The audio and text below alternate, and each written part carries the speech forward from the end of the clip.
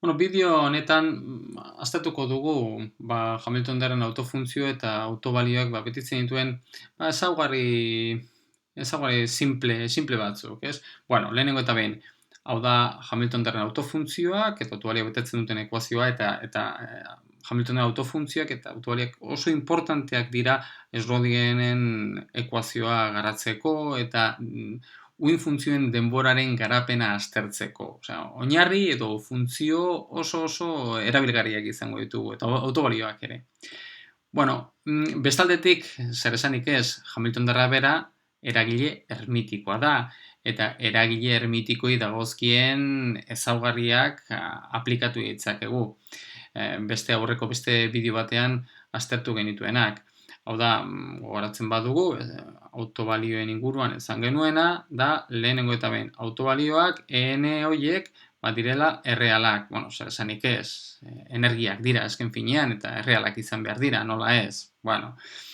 Gero, bestaldetik, beste gauza bat.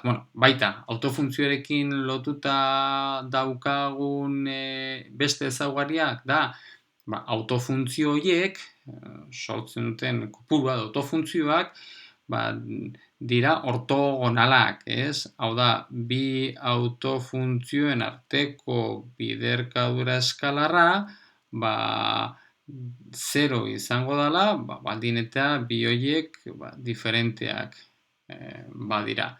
Eta sistema, haiei dagozkien autobalioak, berdinak ez badira. Eta berdinak badira ere, beti aurkitu dezakegu, bi autofuntzioak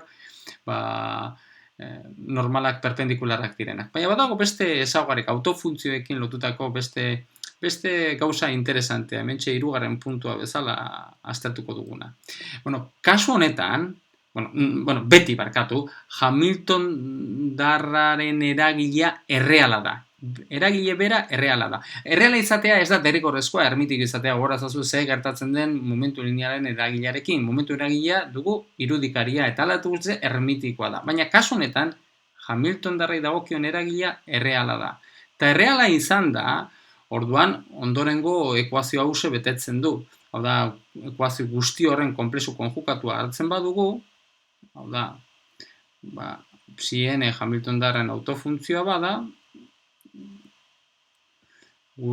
hau da betetzen duena, eta guzti honen konplexu konjukatua hartzen badugu, daukaguna da, H erreala izan da, ez dauka inorako eraginik H-ren eragilen gainean, psi n bera printzipioz konplexua izan daiteke, beraz jarriko dugu psi n-ren konplexu konjukatua, n erreala da, eta hau da daukagun ekuazioa. Honek ze esan nahi du? Honek esan nahi du psi n Hamiltondarren autofuntzioa bada, psi n-en konplexu konjukatua ere. Eta bereiei dagozkien autobalioa berdina da. Orduan, ze gertatzen da?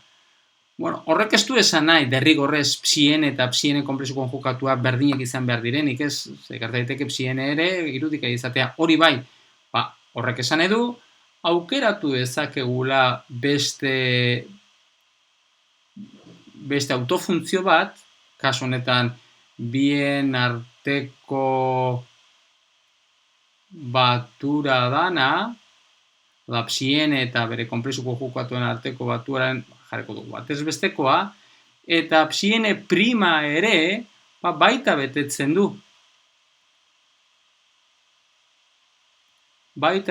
du. Nahiko oso arraza dugu hause frogatzea. Hamiltondarren autofuntzio izatea eta berari dagokion autobalioa EN izatea. Eta kasu honetan, psi n hori irudikaria edo konplexua izan da, bere batuketa egiterakoan, bere konplexu konjukatuarekin hau bai dugula erreala. Beraz, zer da enmetik ondoreztatu dezakeguna? Beti aukeratu dezakegula erreala den autofuntzioak. Beraz, esan genezake, gure autofuntzioiek errealak ditugula ere, Hamiltondarren autofuntzioak errealak izan daitezkela. Zer esanik ez,